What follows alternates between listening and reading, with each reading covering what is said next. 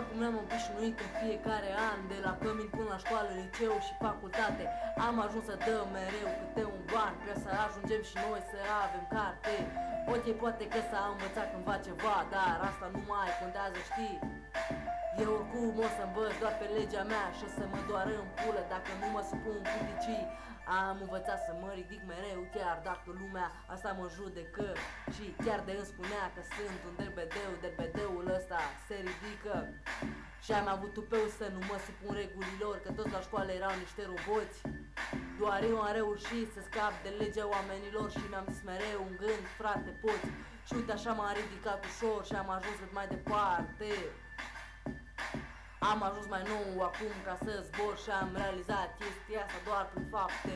Și acum că sunt din ce în ce mai sus, nu o să uit de unde am venit. Pentru că știți și voi, cum v-am mai spus, mereu o să mă ridic.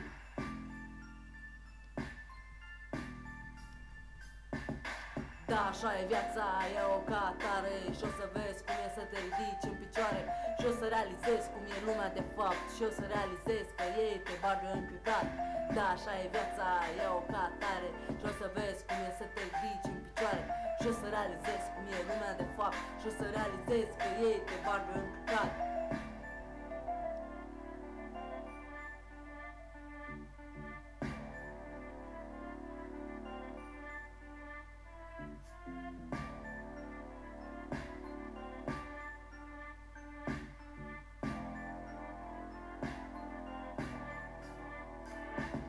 De reguli noi ne-am săturat de promisiuni infecte, că toți ne băgați în căcat și n-aveți regrete.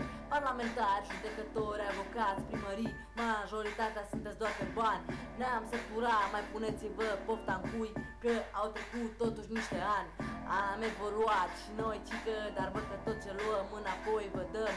Cică România asta se ridică, dar am impresia că ne scufundăm. Ce să regretați mult și bine atunci când România asta nu va mai fi. O să plângeți, ce să stați doar în suspine, că ați ajuns să mințiți mai ceva ca hoții.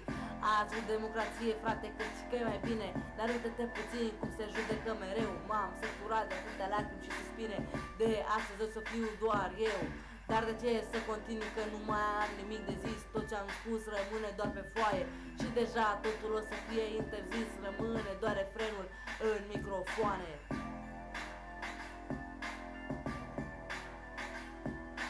Da, așa e viața, ia-o ca atare și o să vezi cum e să te ridici în picioare. Și o să realizezi cum e lumea de fapt și o să realizezi că ei te bagă în piccat.